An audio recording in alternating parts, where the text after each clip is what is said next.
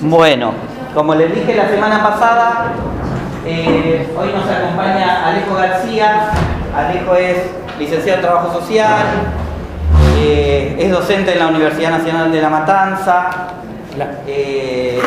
es uno de los coordinadores de la Asociación Cine en Movimiento y también coordina un espacio de defensa y promoción de los derechos de las jóvenes y los jóvenes en el Movimiento Ecuménico de los Derechos Humanos, un espacio en donde hay como más de 10 organizaciones del Gran Buenos Aires trabajando ahí.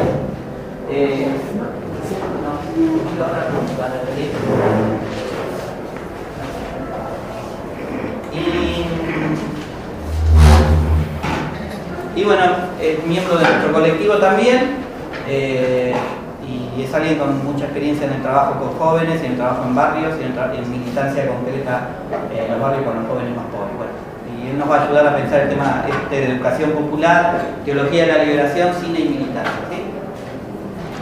Bueno, buenas tardes a todos. ¿Cómo andan?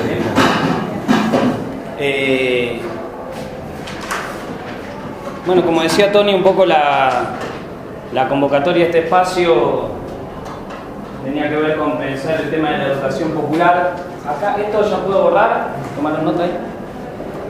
¿Sí? Sí, sí.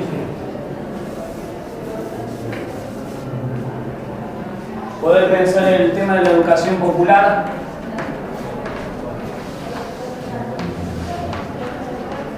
cuál es su relación con la teología de la liberación, que es un poco el eje del trabajo que venimos pensando a lo largo de este seminario. Y bueno, para eso quería, antes que nada, poder ver qué conocen ustedes del tema de la educación popular, qué es lo que saben, qué es lo que han escuchado, las asociaciones que puedan hacer en el momento, de ideas que se les ocurren en relación al concepto de educación popular. Para saber de dónde partimos en este encuentro de hoy y poder empezar a compartir eso entre todos y todas. Cuéntenme, ¿qué saben de la educación popular? ¿Qué han escuchado?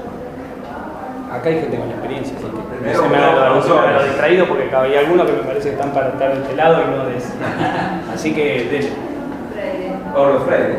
Pablo Freire, como una ahí.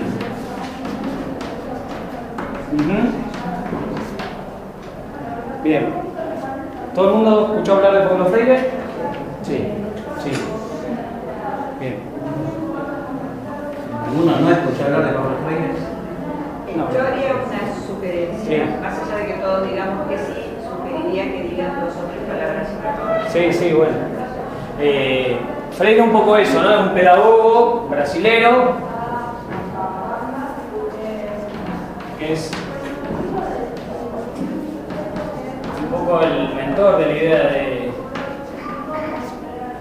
de la educación popular. La educación popular surge en los años 60,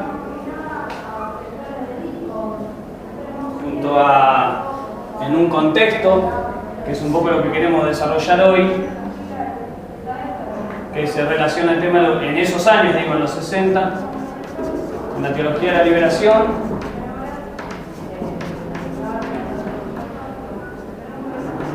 con la investigación de acción participativa,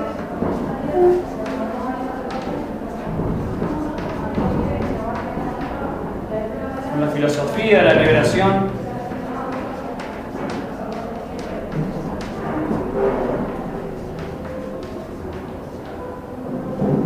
con la comunicación comunitaria.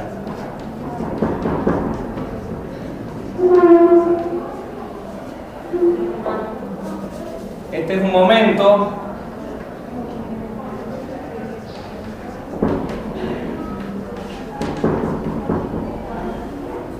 donde surgen en los 60, ¿no? Donde surgen todos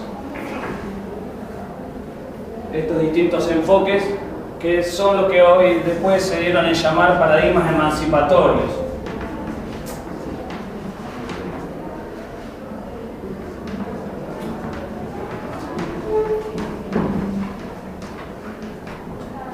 Bueno, ahí ahora vamos de vuelta al tema de educación popular, ¿no? Pero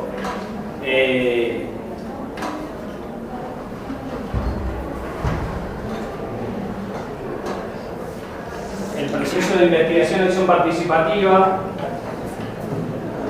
surge en ese mismo momento también, y surge con ideas, digamos, son movimientos que se van alimentando unos a otros, paradigmas del pensamiento.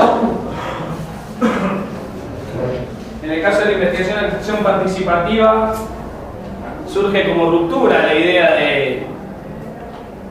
de la investigación tradicional, ¿no? De esa investigación que ubica al investigador como sujeto y al otro, a ese otro, como objeto. La investigación y acción participativa en ese proceso de conocer plantea un nuevo enfoque que tiene que ver con pensar al otro. Ahí hay algunos autores que hablan de sujetos sentipensantes, ¿no? Falborda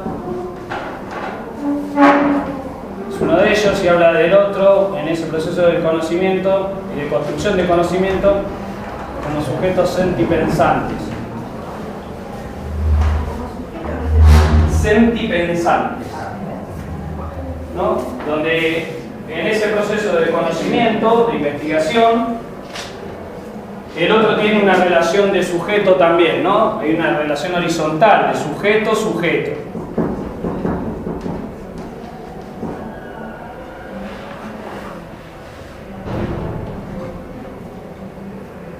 Digo, para pensar ese momento, esto del tema de los paradigmas emancipatorios, que es un poco lo que queremos acercar hoy,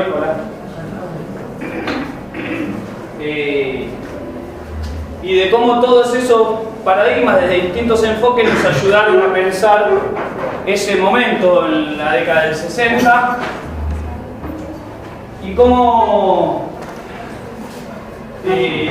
algunos entendemos de que esos mismos paradigmas nos sirven para seguir pensando la realidad hoy, en la actualidad, ¿no? En el contexto latinoamericano, ¿no? La filosofía de la liberación tiene que ver, bueno, y hay algunos autores, Dussel es uno de ellos, que empieza a hablar del tema de pensar la filosofía, del pensar lo que pasa en la realidad actual desde un pensamiento situado, ¿no? Ahí aparece la idea del pensar situado, de poder pensar desde nuestros propios territorios, ¿no? Y desde nuestros propios autores. Y la comunicación comunitaria surge también, digo, ya en esos tiempos, con todo un debate y una puesta en juego de la idea de poder pensar la comunicación desde lo comunitario, en relación y en oposición a la comunicación de los medios hegemónicos, ¿no? Yo quiero hacer una cosa. Sí, ¿cómo no? Yo trabajé en el movimiento rural de Acción Católica, sí, en los años 60 y pico, 70 y pico, que fue un movimiento que a nivel nacional y utilizaba el método Verde actual, que digamos que fue anterior a Paulo, que fue utilizó toda la metodología de Paulo Freire, y que fue lo que posibilitó después la organización de las vidas agrarias. ¿Sí? Que todo el trabajo previo de concientización y de análisis de la realidad, y llegó a que está un poco en otras palabras, ¿no? Exactamente. Pero, ¿qué es eso? Sí, sí. De hecho, la formación de Freire viene de la filosofía también, y muy relacionado al tema de lo religioso, y a partir de ahí él construye todo el modelo de educación popular como un paradigma, ¿no? La educación popular es un paradigma, ¿no? Un paradigma nos ayuda a poder pensar la realidad, y desde el cual Freire lo que entiende es que uno puede pensar esa realidad y puede intervenir sobre esa realidad.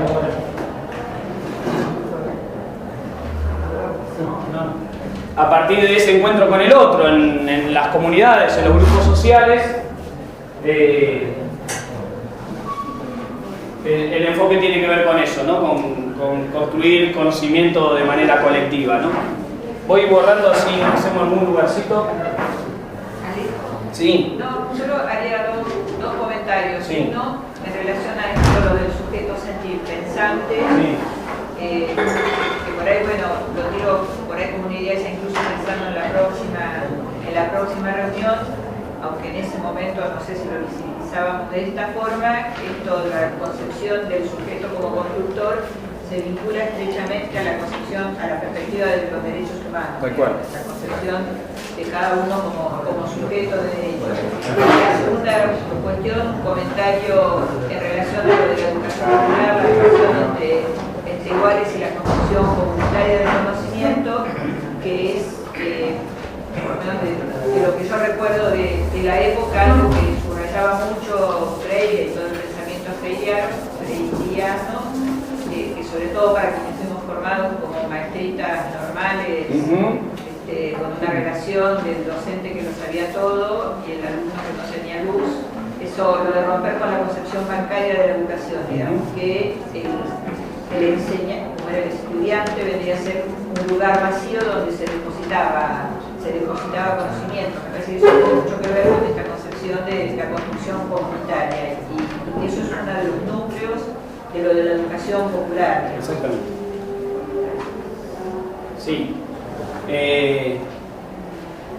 A mí me parece que lo que tiene de rico esto del planteo, digo, y en esto de la relación con los paradigmas emancipatorios, es la vigencia de todos esos planteos, ¿no? De esta idea que trae Graciela, que tiene más de 40 años de pensar la educación desde este modelo bancario y de ese enfoque que plantea la educación popular como un modelo de educación para la liberación.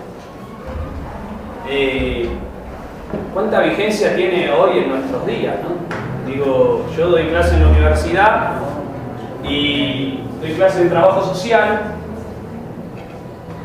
y cuando hablamos con los pibes que están estudiando trabajo social, yo doy clase, estoy a cargo de una materia que es grupo y comunidad, y cuando hablamos con los chicos sobre esta idea de poder pensar el espacio del aula en el ámbito académico como un espacio de construcción de conocimiento conjunto, donde de verdad circule el saber, donde de verdad no hay uno que es el que tiene el saber y viene a depositarlo en el otro, donde está bueno de que todo el mundo pueda opinar y tener una posición crítica respecto a los autores que vamos viendo y demás.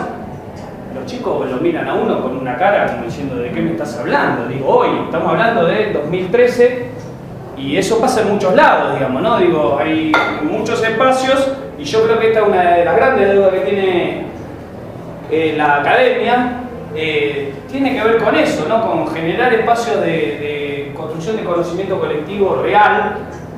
Y no, digo, los chicos lo dicen, vienen, el teórico viene, lo da el profe, uno anota y guarda con oponerse a ese pensamiento, ¿no? De si el profesor está diciendo algo, poder plantearlo. Bueno, en algunos ámbitos me han dicho, bueno, uno ya sabe que después tiene que dar los parciales y hay profesores que sancionan a los alumnos que piensan distinto, estas cosas, ¿no? Que siguen pasando, digo, ¿no? Y yo creo que ahí la academia como tal tiene una deuda enorme con eso, con poder pensar esta idea del otro como sujeto sentipensante y de pensar el espacio áulico en el marco de las universidades, de las distintas carreras, como un espacio de construcción de conocimiento conjunto. Otra de las cosas, bueno, una es este eje que plantea Graciela, ¿no? Del enfoque de la educación popular como posición esa idea de la educación bancaria. Hay otro eje que se da en la educación popular que es fundamental, que es la idea del diálogo. Y en esa idea de diálogo va esta idea de la horizontalidad.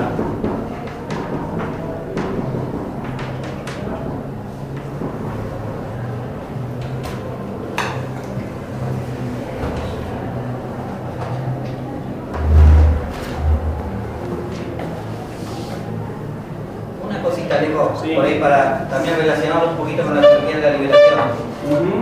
El tema de la educación popular. Más también porque Paulo Freire es, como decía Alejo, es parte de la teología, es el pedagogo de la liberación, digamos. La teología de la liberación tiene varios principios, pero dos fundamentales. Primero es la primacía de la praxis, ¿no? La reflexión es un momento segundo, a diferencia de la teología tradicional, en donde la reflexión está primero, se hace, se elabora, se locura sobre un objeto que es Dios. En la teología de la liberación primero está la práctica y esa práctica genera reflexión.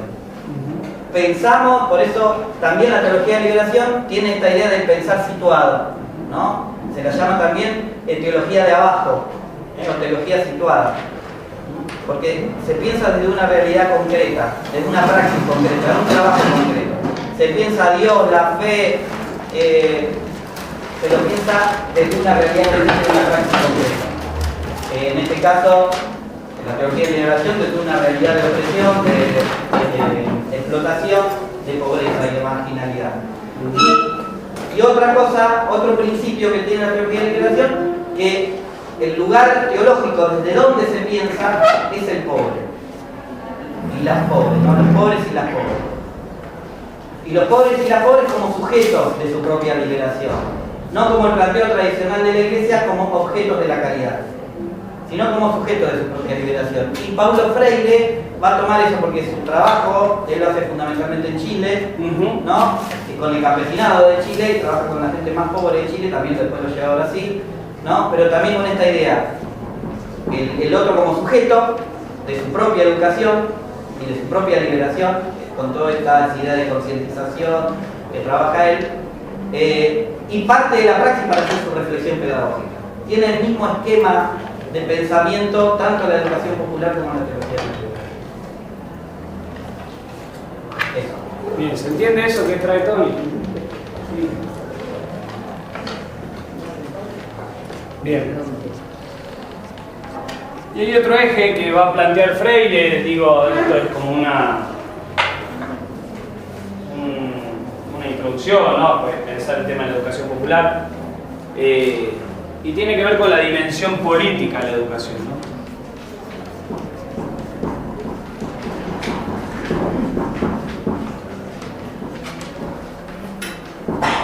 Y en eso la dimensión política entra cuál es su sentido, ¿no?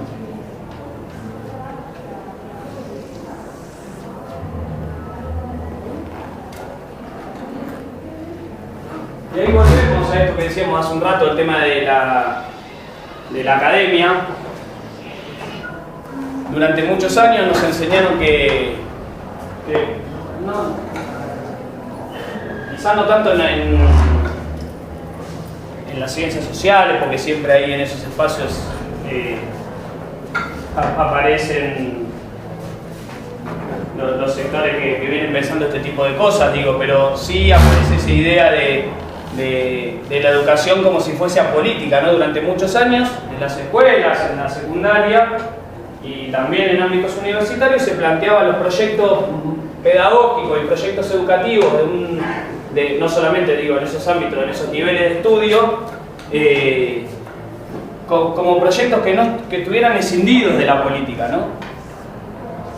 Y Freire va a decir eso, ¿no? De que la educación tiene una dimensión política, que esa dimensión política es la que le da su sentido y que este sentido tiene que ver con la transformación social.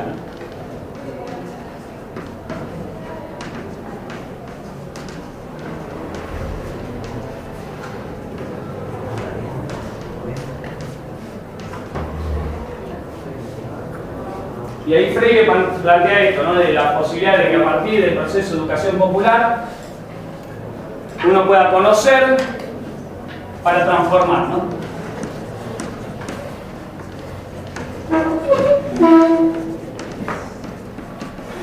Y esto es lo que llama politicidad de la educación, le llama, ¿no?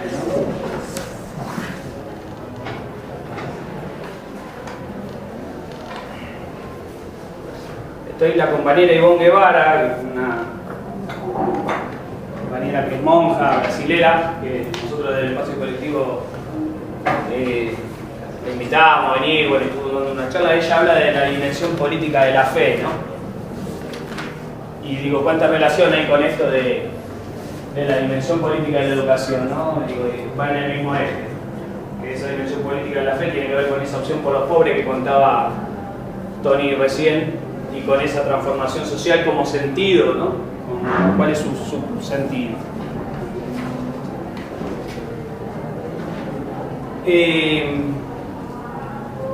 Bueno, esto digo como así como primeras cuestiones para poner en juego acá. Y pasar ahora un poquito a poder compartir una experiencia y después vamos a seguir trabajando. La idea es poder ver un material que trajimos para compartir con ustedes y después seguir charlando sobre ese material, que es la experiencia de Cine en Movimiento. Cine en Movimiento es una organización social, yo estoy coordinando esa organización, que desde el año 2002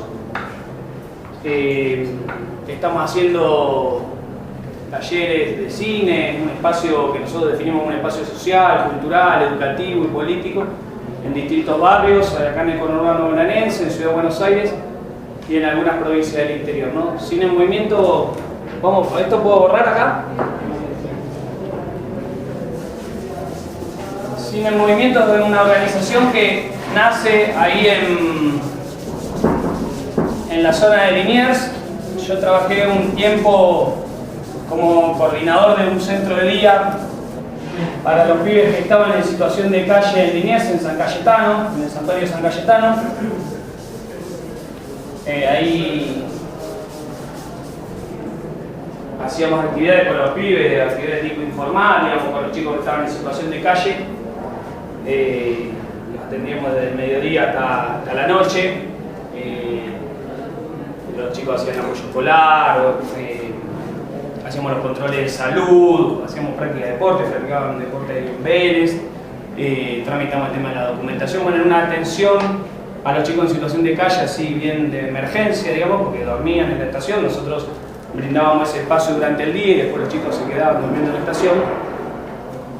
Y en ese contexto de trabajo, con ese grupo de pibes, ahí en el año 2002, tomamos conocimiento de que acá en Ciudad de Buenos Aires se hacía un primer evento, una primera muestra de un festival que a partir de ahí se empezó a hacer todos los años, que se llama el Festival Hacelo Corto, que es para escuelas de la Ciudad de Buenos Aires, para que pibes de las escuelas de la Ciudad de Buenos Aires presenten trabajos, y trabajo digo en audiovisual, ¿no? Con cortometrajes, y nosotros nos presentamos con los pibes, digo, pedimos autorización en el espacio ese del festival, porque no éramos una escuela formal, éramos un centro de día, para poder participar. Nos dieron la posibilidad de participar y laburamos con los chicos, nos sentamos con los pibes a pensar qué historia querían contar, ¿no? Yo tengo dos hermanos que estudiaron cine, eso surge a partir de una propuesta de estos compañeros, y nos sentamos con los pibes a poder pensar esto de qué historia querer contar, y los chicos dicen, nosotros queremos contar cómo es vivir en la calle, ¿no?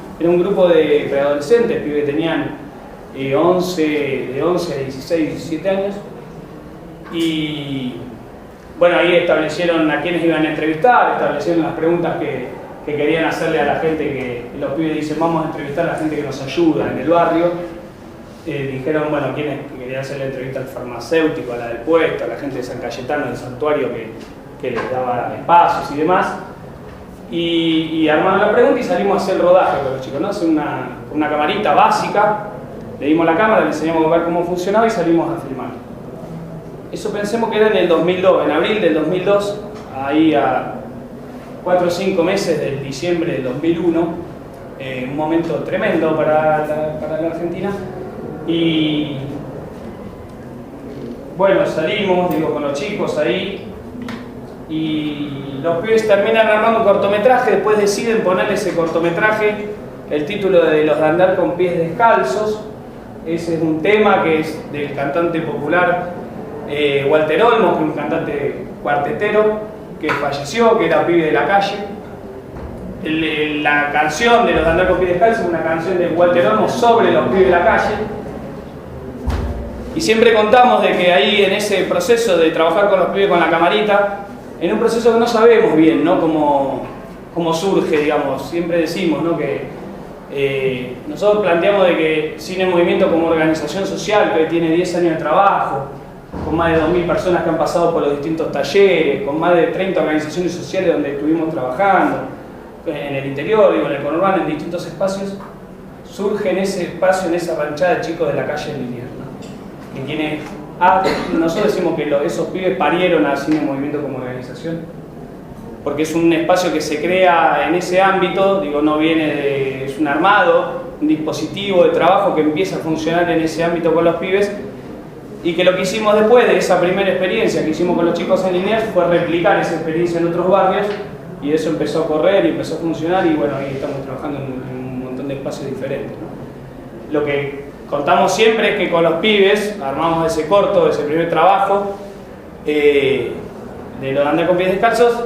Se hizo la muestra se hacía la muestra en el festival de cortos, se hacía acá en el shopping del Abasto, y siempre decimos, ¿no? Fuimos a la mañana a buscar a los chicos hasta la ranchada de Liniers, a mostrarlo a ver dónde habían dormido esa noche, los fuimos a buscar, nos fuimos hasta la casita, los pibes se bañaron, desayunaron, qué sé yo, y nos fuimos al rato de buscarlos en la calle. Los chicos estaban sentados en el cine, viendo en pantalla grande un trabajo que habían hecho ellos mismos, ¿no? Un cortometraje que dura 7-8 minutos y que habla de ellos mismos. Son los mismos pibes hablando adentro de la ranchada sobre cómo es su vida, ¿no? Eso, si quieren, después lo pueden ver. Yo no lo tengo acá, está subido en internet, en la página de Cine Movimiento, en YouTube, lo pueden ver. Los chicos nos invitan a pasar, armamos, dijeron, bueno, vamos a filmar la ranchada. La ranchada donde estaban los chicos en ese momento funcionaba sobre donde están todas las paradas de colectivos en la estación de Liniers. Había unos locales abandonados con paneles. Los pibes levantaban el panel, se metían adentro del local que estaba abandonado, y había un primer local abandonado, había un boquete en la pared, se pasaba a otro espacio que también era un local abandonado, sin salida a la calle, y pasando a un tercer boquete, se iba hasta un tercer espacio, donde los chicos tenían los colchones tirados, los ositos peluches, la ropa que tenían ahí, y ahí hacemos la entrevista, los chicos se entrevistan entre ellos y se cuentan cómo es la relación con la policía, contar lo que pasa con la policía cuando nos tenemos que ir de acá, o el que nos ayuda, igual, y cuentan ahí eso, ¿no?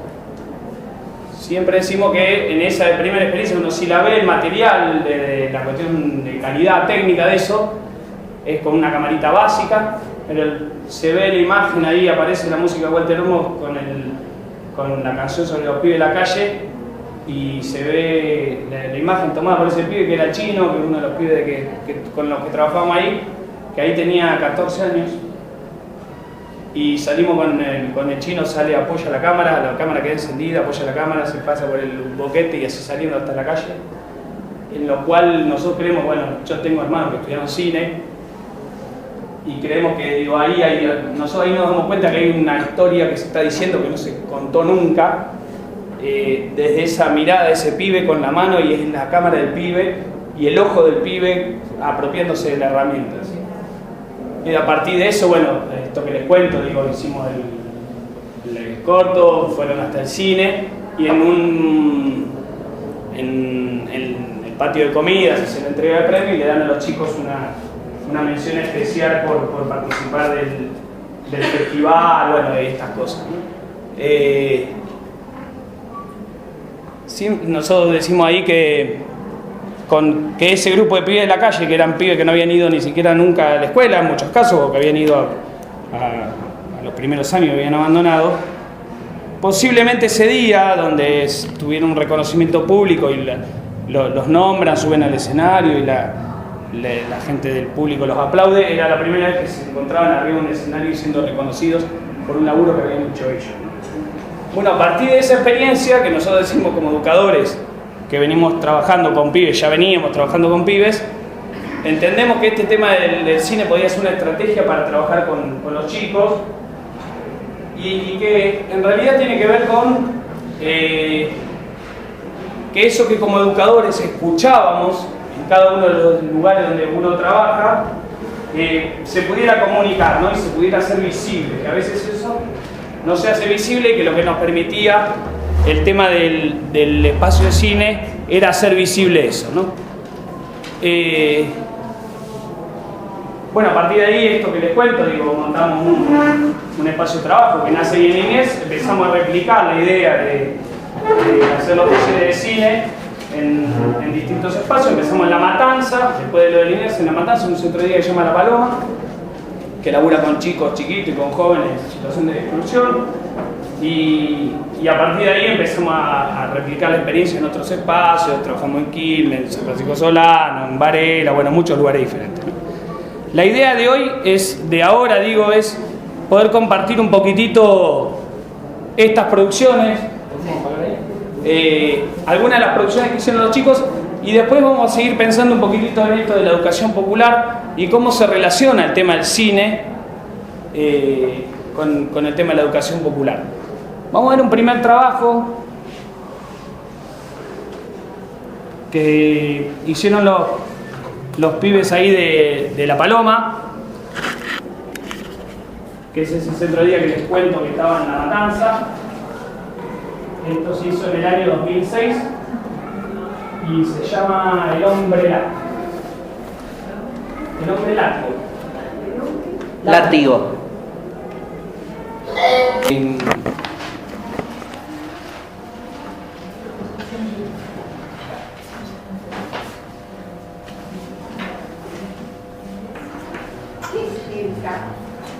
ELCA es como una fundación que es la que financia, apoya el tema de la marca y eso. Pero que es una organización. La verdad que eso no me falta bien. Pero después te puedo averiguar, sí. Digo, para tratar de recuperar un poquitito lo que vimos y pensando en esto de enclave en la educación popular, nosotros la mayor parte del trabajo que venimos haciendo tiene que ver con los jóvenes, ¿no? Bueno, eso ahí un poco se ve. Hay un corto que era que también quería compartir con ustedes, después si tienen ganas lo pueden ver, se llama Rescatarme para Rescatar, que se hizo en Ezeiza, lo hizo Adrián, que es un pibe de Ezeiza, y que habla un poco de su proceso de rehabilitación a la pasta base. Él usa el taller de cine, digamos, se monta el taller de cine ahí en Ezeiza, en un centro comunitario donde participan distintos pibes, y él acerca su historia y se pone de acuerdo con los compañeros para poder contar su historia personal, ¿no? Entonces nosotros, digo, ahí hablamos de cómo en esos procesos de trabajo que vivimos en el barrio, y que es un poco lo que decíamos hace un rato con el corto de Ahí soy yo, de cómo es vivir ahí en Itatí. Digo, en Itatí, para tomar un ejemplo, como pueden citarse montones de ejemplos de montones de barrios urbanos o acá en la ciudad de Buenos Aires, y cuáles son las características de los pibes, sobre todo con los que nosotros trabajamos. Ahí aparece muy fuerte el tema, y aparece en negro y blanco, el tema de la falta de proyecto, dicen ahí los chicos, ¿no? Como una de las cosas a lo que ellos ubican como la parte que no les gusta del barrio. En quienes vienen investigando el tema del tema del Paco y del deterioro que produce el Paco en los jóvenes en los barrios, hablan de muerte civil como una forma de nombrar ese proceso que viven los chicos. Alcira Daroqui, que es una investigadora, que es una mina que viene laburando mucho en eso y en la cuestión, sobre todo también de las situaciones de encierro, habla de ese proceso de los pibes vinculados a la pasta base como el camino hacia el no sujeto, dice. Camino hacia el no sujeto.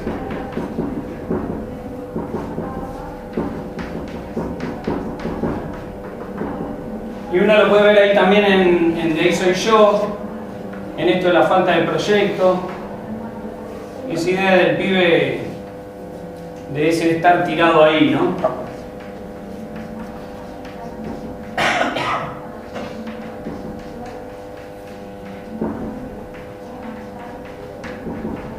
Hay en uno de los trabajos que hicimos, una película que se llama Los Nadies, que hicimos en un documental, que hicimos con esos pibes que les contaba de la calle Liniers, en un trabajo ya más largo. Se estaban entrevistando a los chicos, era para fin de año, para las fiestas, y alguien le pregunta a uno de los pibes qué era lo que deseaba, la capucha, era lo que deseaba para la fiesta, y Capucha dice, yo deseo que no haya, eso fue en el 2003, 2004, yo deseo que no haya tanta gente juntando cartón, dice Capucha, que no haya tanta miseria. Y alguien le pregunta, ¿y para vos qué deseas? Y Capucha dice, para mí no deseo nada, dice. Y me parece esa idea de no deseo como otra de las características de los chicos y de las comunidades con las que uno trabaja, en esos sectores donde nosotros venimos trabajando y desarrollando nuestra experiencia, donde esto aparece mucho, ¿no? La idea de no deseo, del vivir el día, de los chicos viviendo el momento, de la falta de proyecto, como características, ¿no? Y entonces el desafío, que es un poco lo que pensábamos hace un rato,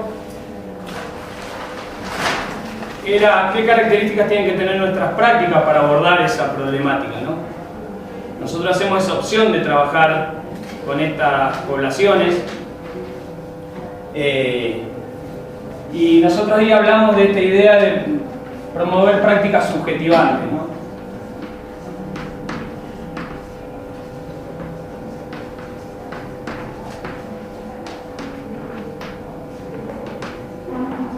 Prácticas que le devuelvan al otro su condición de sujeto, ¿no? De sujeto político, de sujeto de derecho.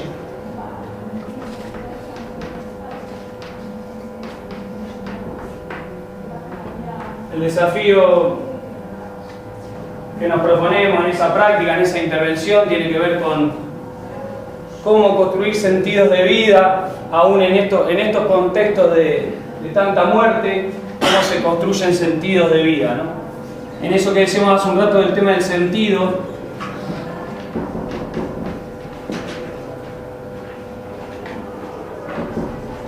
y de la búsqueda del sentido,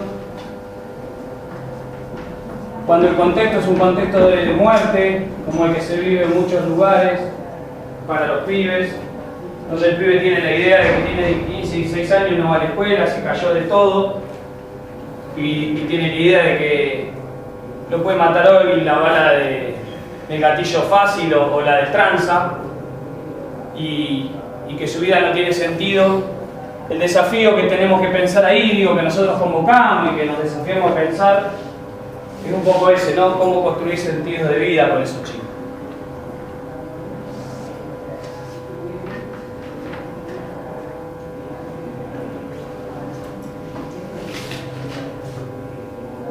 Y ahí creemos que juega mucho este tema de la educación popular, ¿no? Que el proceso de educación popular es esa forma de estar en... Yo entiendo eso, ¿no? De que la educación popular, hay una educadora popular brasilera que se llama Valeria Resende, que define la educación popular como una opción de vida, dice. Ser educador popular es una opción de vida. Ella dice, no es una capacitación, no es un estudio, no es un estudio de grado, ni un posgrado, sino que es una opción de vida.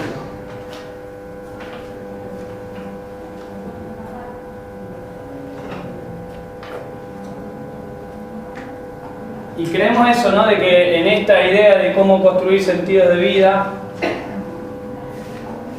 que el enfoque, esto que les decía que es la educación popular, tiene que ver con esa forma de estar ahí en el barrio, ¿no? Una forma de estar y de ser en el barrio.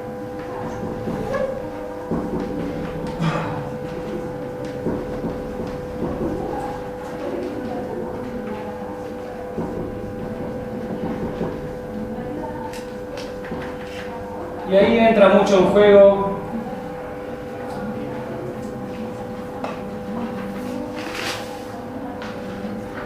la idea de la ternura, que tanto aparece en Freire. Freire habla mucho del tema de la ternura. Sí, yo creo que por esto del trabajo de tanto tiempo con chicos, y digo, pensándolo como trabajador social, no tanto desde ese lugar de educador, digamos, y no como trabajador social. Creo que las ciencias sociales tienen ahí una deuda con el tema de la ternura. ¿En qué lugar ocupa la ternura en nuestras intervenciones, ¿no? En las intervenciones que sean, digo, desde la medicina, desde el lugar donde uno le toque desde el trabajo social, desde el espacio que a uno le toque trabajar y la disciplina que a uno le toque laburar o que haya elegido. Me parece que el tema de la ternura, ahí vamos a ponerlo aquí, juega un lugar fundamental, ¿no? Sí.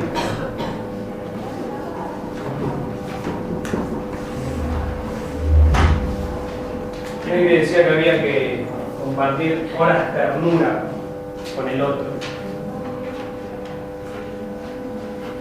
También habla Carlito Cajá de un cura compañero de la zona de La Plata, amigo de Tony y bueno, que muchos conocimos. Cajá decía que había que devolverle al pibe con ternura lo que la pobreza le había quitado. Y para ir cerrando, y cualquier cosa vemos ahí si tienen alguna pregunta o cosas que quieran compartir. Y en relación al tema de la teología, acá hay un teólogo colombiano que se llama Fernando Torres Millán, que decía, digo, esto está bueno, tiene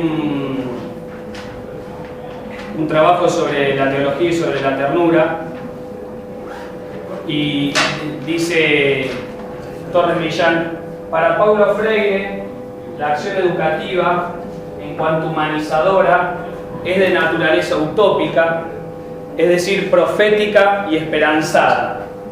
En sus primeros textos plantea la pedagogía como una auténtica pedagogía utópica, comprometida con la constante denuncia de la deshumanización y con el anuncio de su transformación en nombre de la liberación humana. Pensemos eso, ¿no? Dice Torres Mejía: la constante denuncia de la deshumanización y con el anuncio de su transformación en nombre de la liberación humana. Y sigue: no hay anunciación sin denuncia, así como cada denuncia genera una anunciación. Sin la anunciación es imposible la esperanza, dice Torres Millán, y uno puede verlo ahí, digo, en eso de negro y blanco, donde está todo el primer momento donde los pibes dicen todo lo que no les gusta del barrio y lo que están denunciando, las cosas que no les gustan del barrio, la pobreza, el desempleo, ¿no? y la falta de proyectos y esas cosas. Pero después anuncian, ¿no?, el tema del futuro, la solidaridad y todas aquellas cosas que sí rescatan los chicos de su propio barrio. Hay una anécdota con eso, que es que el pibe que hace ese cortometraje negro y blanco nos convocan a participar en una cumbre mundial de medios de comunicación para la infancia y la juventud que se hizo en Sudáfrica, en Johannesburgo. Y Jonathan, que tenía en ese momento 16 o 17 años, que es el pibe, el director de ese cortometraje, que vive en Barrio Los Pinos, viajó a Sudáfrica, a esa cumbre mundial, a exponer ese trabajo. Siempre contamos esto, ¿no?, de cómo es esa idea de la exclusión en la que viven los pibes muchas veces en el barrio. Jonathan, cuando estuvimos haciendo las gestiones para poder viajar, vimos a la embajada de Sudáfrica y había problemas con el tema de los pasajes en el avión, y Jonathan decía: bueno, vamos a tomar un micro para ir a Sudáfrica, ¿no? Y el día que vinimos a hacer el trámite era un pibe que no se había subido ni a la escalera mecánica, ¿no? Lo acompañamos, me acuerdo, cuando fuimos hasta Ezeiza, fuimos con todos los pibes de La Paloma, qué sé yo, y yo la llevé en el auto a la vieja, toda la familia en el auto, y habíamos salido 20 cuadras de la casa y la madre dice que estábamos en los monoblós de Tablada, que son 20 cuadras de donde vive Jonathan, y la madre ya no sabía dónde estaba ubicada, ¿no? Una mamá que su compañero trabajaba con el carro. Ella estaba dedicada a estar en su casa, de la casa a La Paloma y de La Paloma a su casa, y su circuito de vida, de funcionamiento era ese, y no conocía los monológicos que estaban ahí cerquita de la casa, en un espacio que es muy conocido en la zona. Digo, volviendo con eso, dice: no hay anunciación sin denuncia, así como cada denuncia genera una anunciación. Y sigue Torres Millán, dice: la acción educativa apuntará a la constitución de esa subjetividad provocadora de teologías y ternuras humanizantes y a la vez evocadora de memorias y de futuros emancipadores, ¿no? Ahí entra el juego la idea de la emancipación, ¿no? Que también hablábamos al principio, ¿no? Futuros emancipadores.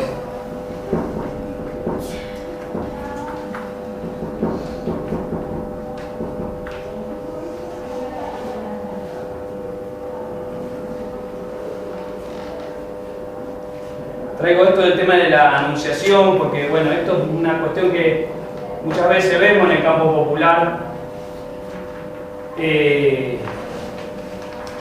donde hay compañeros muy valiosos que están interviniendo acá con sectores populares, y el eje a veces se torna solamente en la denuncia y no en la anunciación, ¿no? Y esa denuncia se vuelve inmovilizante. Si uno solamente entra al barrio y cuando relata o está en ese barrio y el recupero que hace del barrio es solamente esa cosa, las cosas negativas del barrio, se está quedando sin un espacio para construir, ¿no? Les decía que lo de Jonathan, cuando viaja a Sudáfrica, después allá viajó un corresponsal de Clarín hace unos años, ¿no?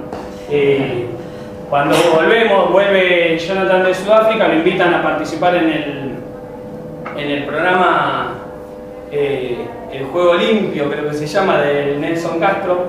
Le dan un bloque para contar la experiencia de trabajo. Viajaron dos pibes de Fiorito y Jonathan de La Paloma, y Jonathan, digamos, se sienta, levanta un bloque, pasan el corto, todo negro y blanco, y Jonathan en el estudio le dice a Nelson Castro, le pregunta por qué hicieron el corte, y dice: nosotros queríamos mostrar las cosas que no nos gustan de nuestro barrio, denunciar eso que no nos gusta de nuestro barrio, pero también queríamos contar las cosas que sí nos gustan y que nosotros creemos que están buenas y que los medios de comunicación no transmiten, dice, ¿no?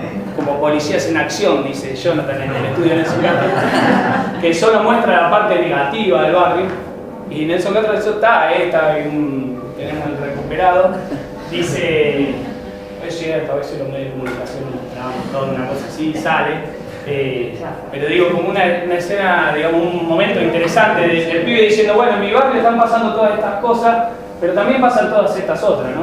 Esa solidaridad que es la del pibe sirviéndole, compartiendo el azúcar con otros, representa 1000 millones de cosas. En esa esquina, yo conozco ese barrio, conozco esa esquina donde él está dando el azúcar, se había quemado una casa, y Jonathan me decía, cuando se prendió fuego el rancho, y eran todos los vecinos, y dice: salimos todos a apagar el incendio de la casa de la vecina, aún los que no los quieren nada, ¿no? En eso de las enemistades entre los vecinos y de cómo para ir a apagar el incendio de la casa había salido todo el barrio, ¿no? Estas cosas que tienen los sectores populares que no se encuentran en otros espacios, ¿no? Y cuando uno se acuerda del Cromañón y se acuerda de los pibes entrando al Cromañón y poniendo en juego su vida, sabiendo que podían perder, y entraban para sacar a sus amigos de sus compañeros, eso pasa en algunos sectores, en otros no sé si pasa tanto. Hay otro concepto de lealtad. Hay otros conceptos, y también de identificación con el tema del sufrimiento, ¿no? Y con el dolor. El que vive el dolor sabe lo que es vivir el dolor y se identifica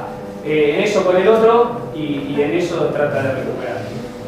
Siento de la clase social de Santa María en Brasil pasó algo parecido. Bueno, y digo, para cerrar, pensando en esto de la anunciación, hoy, bueno, pensando un poco en esto que quería compartir con ustedes acá, me acordé de una charla que había dado Paulo Freire la última vez que estuvo en Argentina, en el año 93. Yo tuve la suerte de estar ahí, una charla que dio en el Hotel Bauen. Lo trajo Ana Quiroga, la mujer de Enrique Pichón Rivier. Lo había traído invitado, una charla que se llama, la pueden buscar en YouTube, se llama Ideales, Mitos y Utopías, del año 93. Yo hoy viendo esto, digamos, que iba a compartir, me acordé del tema de cómo él había abordado hoy el tema de la esperanza. Me puse a buscarlo en internet, y estas cosas que tiene la tecnología, alguien subió esa charla que se grabó hace solamente 20 años a Paulo Freire, en el Bauen, no había más de 200 personas. Hoy miraba el video y tiene más de 17.000 reproducciones que lo han visto en eso de lo que es internet y las redes sociales. Y me pasó algo fuerte ahí porque, bueno, fue volver a escuchar la charla. Yo ahí tenía 20 años menos que ahora. Hacía 2 o 3 años había empezado a laburar en La Paloma y me acuerdo mucho de la charla. De hecho, tengo el cuaderno guardado con los apuntes de ese día porque yo sabía que estaba viendo a Paulo Freire, que no estaba viendo a... Vieron que hay algunos rockeros que dicen yo lo vi tocar a Jimi Hendrix, dicen Kai Benison, el de los redondos, dicen yo lo vi tocar a Jimi Hendrix como, bueno, yo tuve la suerte de verlo a Paulo Freire como educador acá en el Bauen. Y ahí dice Freire, quería compartir esto con ustedes, que él habla de la esperanza, y dice, no trato la esperanza de una manera ingenua, no es posible vivir sin tener esperanza, tenemos un futuro que no tenemos que esperar, sino que tenemos que crear condiciones concretas para vivir con esperanza, encarnar las esperanzas en las acciones prácticas, dice. La esperanza existe cuando la veo materializada, concreta, no existe fuera de la acción. Una esperanza que no envuelva al esperanzado en una acción concreta es una esperanza desesperanzada, inmovilizadora. La esperanza verdadera implica rehacer el mundo con mi praxis junto a otras praxis. Una espera sin acción es un tiempo en vana espera, es alienante. Es una esperanza a veces distorsionada por las religiones, dice. Esto de esperar que el reino del cielo llegue un día y quedarme a esperar que eso pase, ¿no? La esperanza sola no transforma el mundo, pero sin esperanza uno no va hacia la transformación, dice, ¿no? La esperanza es ya la transformación. Así que bueno, quería compartir un poco eso con ustedes porque me encantó y en eso de que decíamos del tema de la ternura, decía recién que me acordaba de lo de Cajade, que había que devolverle con ternura a los pibes lo que la pobreza le había quitado.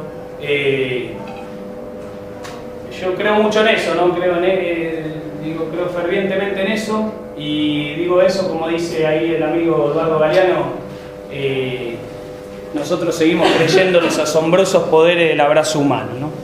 Y de verdad, en el día a día nosotros creemos en eso y creemos que ese es el motor de la transformación de todo lo que pasa. Bueno, eso, por mi parte. Si quieren... ¿Estamos bien de tiempo? Bueno, no sé si alguien quiere hacer alguna pregunta o compartir alguna...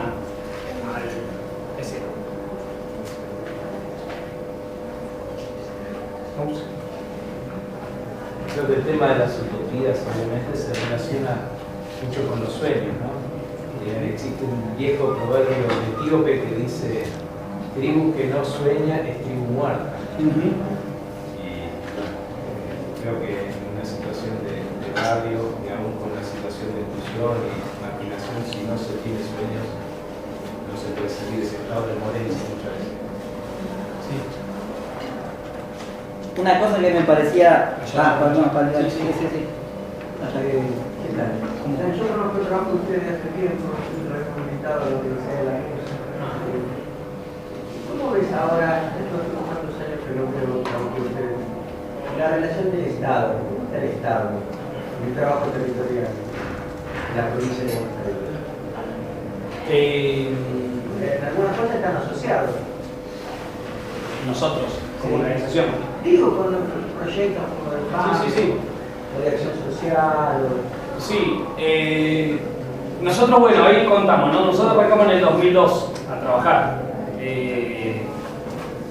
como un espacio, un grupo de compañeros que nos pusimos a trabajar, como un espacio de militancia, y todos los primeros años fueron así, fueron trabajando con organizaciones sociales que nos iban convocando a brindar los talleres, y durante sí los últimos años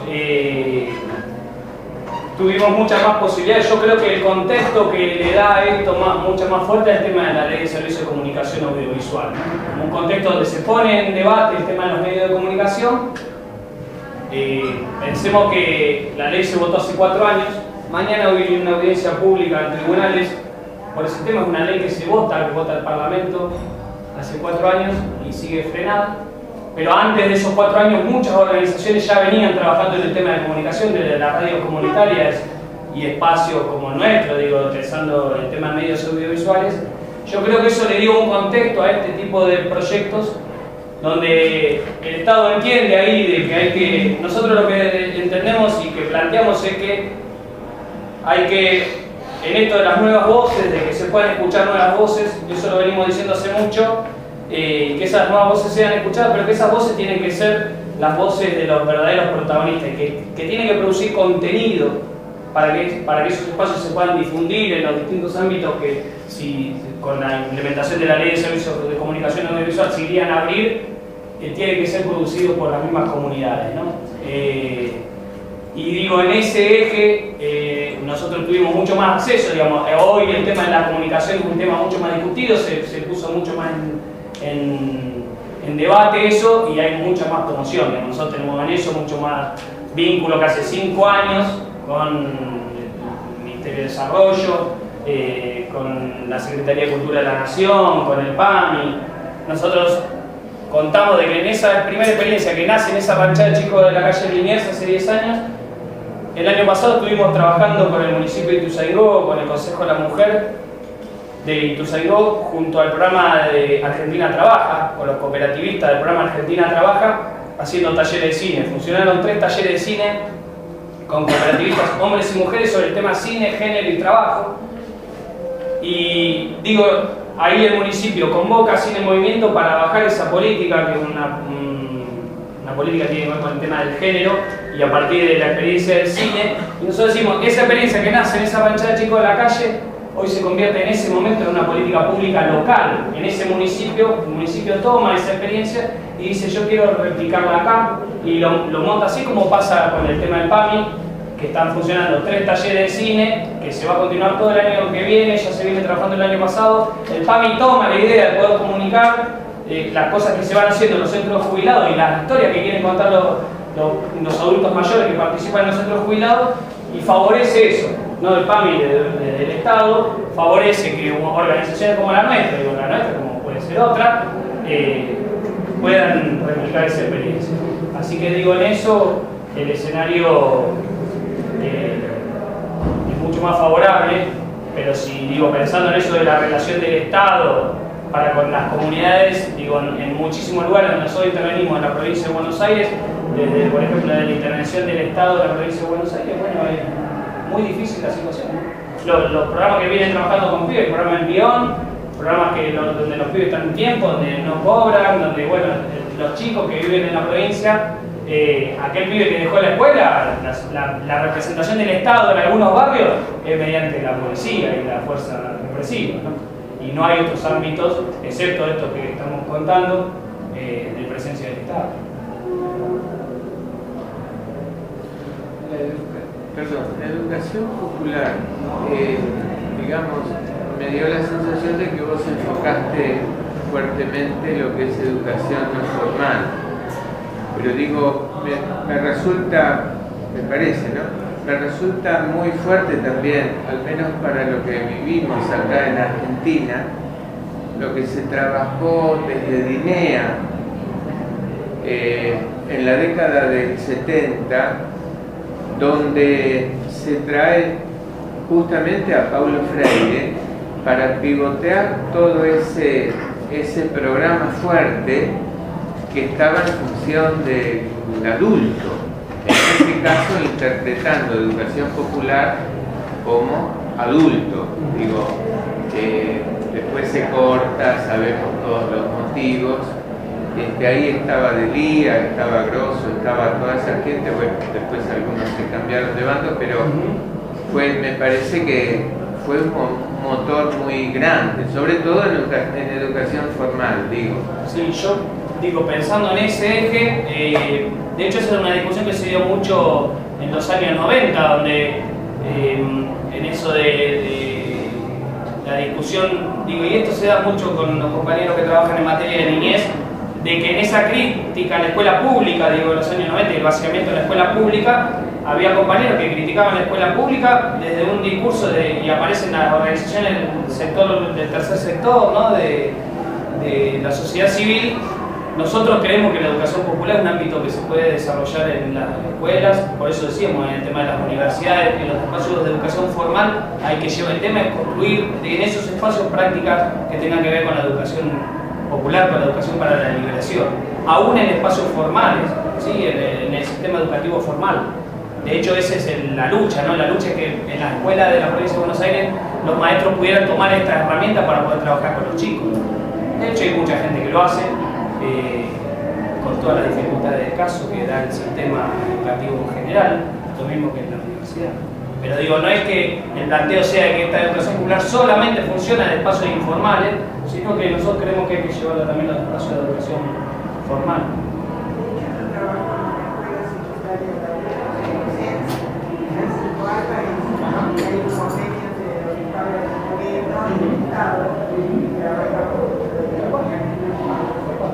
Bueno, ahora están los bachilleratos populares, muchos espacios nuevos que vienen trabajando también con esta línea. El mismo Fines, digo, como programa de terminalidad educativa para que la gente que abandonó el colegio pueda tomar el colegio. Eso es un espacio, si se quiere, formal, en combinación con espacios más comunitarios, pero funciona en muchos casos desde el enfoque del armado, funciona desde este enfoque de la educación popular también. Me parece también que Adriana Puigros en este tema es una voz muy autorizada hoy acá en Argentina. No dejo de ver la potencia que tiene Freire para toda América Latina, pero aún ella, con todo lo que está armando entre la UNAM y la UBA, me parece que es un punto. Y otro que a mí me resulta una paradoja un poco como para leer la historia nuestra, cómo se fue dando, lo notable y lo, entre comillas, cómico diría, Sarmiento cuando larga instrucción pública, él intentaba llamarle, no sabía cómo meter al pueblo a la barbarie. Bueno, algo hay que darle como para contenerlos a estos, porque la élite la formamos por otro costado. La intención era otra, sin duda, pero digo, aún desde ese momento había un arrastre o una intención, en aquel momento no para incluir, sino para tratar de acotarlo, ¿no? Y tenerlos quietitos. Sí, yo quería hacer como una acotación que en realidad me quedó colgando desde el principio, cuando pusiste el concepto de educación popular, que me parece, y escuchándolo al compañero, me lo reflejó, que a veces en algunos ámbitos se entiende que educación popular es algo así como educación pobre para pobres. Y en realidad no, es otra concepción de cómo es el proceso educativo y que puede y sería útil e importante que se asumiera tanto del ámbito formal como del no formal. Pero también hay un recorrido o una idea que anda dando vueltas, que educación popular, bueno, es eso que haces ese sábado taller de cosas facilitas, total, para tener a la gente entretenida, contenida de alguna manera, y le das idea de que de que se están educando, pero que es berreta, para decirlo en un término vulgar. Me parece que la educación popular tiene una concepción. Ahí traiciona, digo, lo básico, ¿no? Que es mirar la educación como instancia de transformación social. Hay una experiencia de 12 años en un espacio formal, porque en general pasa esto de que uno se encuentra que se visualiza mucho la educación popular o la pedagogía crítica en espacios no formales. Y hay una experiencia en el barrio de Malvinas Argentinas, es uno de los barrios más empobrecidos de la provincia de Córdoba, que está detallada, registrada, narrada por todo el colectivo de docentes en un libro de un pedagogo docente argentino que se llama Patricio Cotton, y el texto se llama Educación y Vulnerabilidad Social. Tiene todo un artículo que dice escuelas pobres conocimientos, ¿no? Muestra todo lo que significa que el docente salga a relevar cuáles son las necesidades de los alumnos y de las familias partir de esos ritos que tiene esa comunidad, poder generar un currículum que muestre una contrafrase, ¿no? Acá hay una frase terrible, pero muy significativa, ¿no? Acá somos todos unos negros de mierda, nadie nos escucha, no queremos juntarnos con nadie porque todos los demás son enemigos, y arman proyectos desde la escuela, de chistes, de historietas, de huertas comunitarias que terminan provocando una nueva comprensión, ¿no? Una nueva significación. Bueno, y una cosita antes que se vaya, estos espacios como Cine en Movimiento para nuestro colectivo son la iglesia, desde nuestra concepción. Eso es para nosotros la iglesia. Ese como tantos otros, eso es para nosotros la iglesia, desde nuestro colectivo, donde se trabaja o se buscan caminos de construcción y de liberación desde los más pobres y considerando los sujetos, no objetos de nuestra caridad, ¿no? Por eso para nosotros esta experiencia es teología de la liberación, porque desde ahí pensamos a Dios, desde ahí lo pensamos, y no es el Dios de la teología tradicional, es otro, porque si otro mundo es posible, otro Dios también es posible. Bueno, aparte de agradecerle a Alejo, que ya lo aplaudimos, la semana que viene, dos temitas, va a hacer presentación, ¿no? Cristianismo y movimientos revolucionarios en América Latina. Viene Martín Obregón, licenciado en Historia, es miembro del Frente Popular de Elio Santillán. Su tesis es sobre el tema de Iglesia y dictadura en la Argentina. Es un libro que se llama Entre la cruz y la espada, muy bueno. Bueno, es un tipo que es para escucharlo. Todo el tema del cristianismo y movimientos revolucionarios en los 60, ¿no? Y después, Graciela nos va a ayudar a pensar un poquito el tema de Iglesia y derechos humanos. No Iglesia y dictadura, sino Iglesia y derechos humanos en general. Partiendo de la idea de que la Iglesia es la que no ha firmado la Declaración Universal. El Vaticano no firmó la Declaración Universal por los Derechos Humanos. No, nunca. Entonces, partir de que no lo haga